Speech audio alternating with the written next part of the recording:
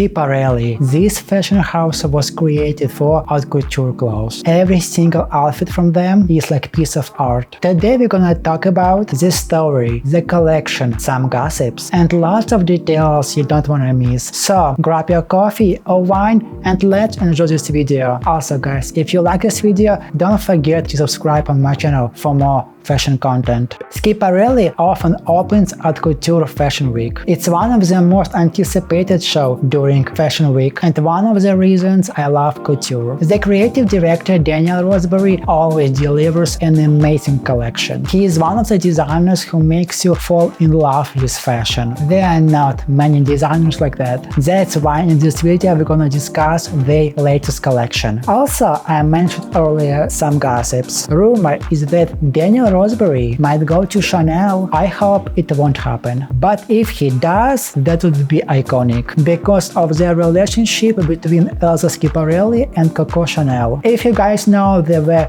very good friends. I would even say enemies. Coco Chanel was very jealous about creativity of Elsa Schiaparelli and she didn't like where her clients were going to Schiaparelli. If you guys didn't know, she lived in the Ritz Hotel and you could see from her balcony Elsa Schiaparelli boutique. Let's talk about the inspiration of the show. The inspiration and the name of the show was Phoenix. Daniel Roseberry is giving power to women through clothes to be reborn again. Elsa was like a phoenix too. She reopened her fashion house so many times. Let's take a look at the first look. The dress literally looks like a phoenix. I think this is my favorite look, not only from this show, but the entire Haute Couture week. This cape is made from velvet and it's painted. If you guys thought it was made from feathers, it's not. It's just painted and it looks very realistic. The first look isn't only one reference to Elsa Schiaparelli. There were many of them. For example, the sleeves in the look number 3. This is a reference to the embroidery of the black silk velvet cape, a polar of Versailles, which Elsa created for her own collection in 1938. Also guys, if you are a Schiaparelli fan, you might know this model. Her name is Maggie and she is a Schiaparelli girl. She often closes the show and wears the most popular looks from the collection, like this one for example. If you guys remember, we already discussed this look and it's called a mother look. I like when fashion houses have models that identify with their brand. There is also one girl that always participates in Balenciaga fashion shows. I don't remember her name, but I'll attach the pictures. And this beautiful yellow dress is also a reference to Elsa's dress in 1952. And this dress references her cocoon dress in 1951. Another dress that is also very unique. It's a reference to Salvador Dali, a very good friend of Elsa's. Together, they created a hat in the shape of a woman's shoe. Daniel Roseberry relocated the shoe to the neckline. This dress is so beautiful and unique. I've never seen something like that. If we look at the dress number 15, this is a direct reference to Charles James and his butterfly dress. Charles James was one of the most influential designers in mid-20s, and when he retired, unfortunately his brand closed. You can see his dress by almost every exhibit by the Met, a very iconic piece. Another artist Daniel Roseberry was inspired by is Sergei Lutens. He was a French designer maker, perfume creator, photographer, filmmaker, and hairstylist. But of course, the most fame came from his fragrances that bear his name and are still available. I honestly never tried his perfumes. If you guys tried, let me know down below how do you like them. The ties that we see on the models' faces were inspired by a very famous photo shoot of Sergei Lutens that he did for a very popular Japanese cosmetic brand Shiseido in 1980s. Some people found references in Maison Margiela and Laeva. Just on the last week we discussed the new Laeva show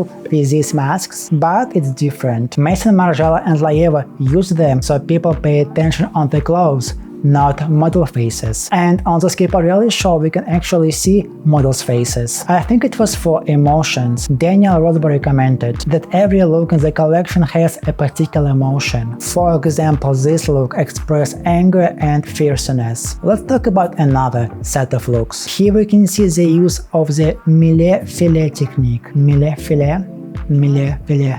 sorry for my French. That's the name of the French pastry with many layers. And in these looks we can see a lot of layers as well that give extra volume. Especially guys, you need to see these looks in motion. They look stunning. You'll never guess how long it took to creating this look. 7,800 hours. This gorgeous jacket with a hat has 10,500 organza spikes and uses 216 meters of white organza. And guys, it was worth every hour. Marvelous look. This beautiful dress is a reference to the Cancan dance. I also want to mention the movement of the models. Thanks to John Galliano, with his last Haute Couture show, he made it top over the top. This is how Haute Couture shows should be. The models are moving not like typical runaway models. They look very intriguing. Another feature of the show is that nothing was done digitally. No research, nothing. They went into books and took inspiration from there. Let's talk about the lighting. This is unusual lighting for Schiaparelli. If you guys see the previous shows, it's usually very bright, not dark. It was inspired by the Russian ballet dancer Anna Pavlova. She looked very similar to Elsa Schiaparelli, and they were often mistaken for each other. That's why the lighting is like that, like a ballet performance. Now guys, let's talk about celebrities who attended the show. Two major celebrities were Kylie Jenner and Doja Cat. They very often attend Schiaparelli fashion shows and wear the most viral pieces. I'm sure you guys remember this viral look with a lion hat. This time she picked a more conservative look for Schiaparelli, and she also added a face mask that we saw on the models. And of course Doja Cat. I'm sure everybody who even not into the fashion saw this viral look with red crystals. This look was all over the internet. There were so many memes. And guys, compare Doja Cat with Kylie Jenner. Doja Cat seems more like a Schiaparelli girl. She is kinda of a phoenix too. She often changes her looks completely. That sometimes it's very hard to recognize her. In this fashion show, her outfit looked more like a bird. The big jacket with feathers and the hat. And guys, in the conclusion, I wanna say this show overall showcases a new goal that Daniel Roseberry set for himself, and that was stop creating meme looks. Many Schiaparelli looks become super viral, so viral that people forget about the rest of the show, or even worse, don't know who the designer is. In this show, he did an amazing job. He showed an amazing collection without any craziness. No big jewelries or animal heads, very elegant. I'm also, guys, a little bit worried about Schiaparelli. Schiaparelli needs to make money. They lost around $6 million in 2023, which was actually a very good year for them, because in 2022 they lost around $20 million.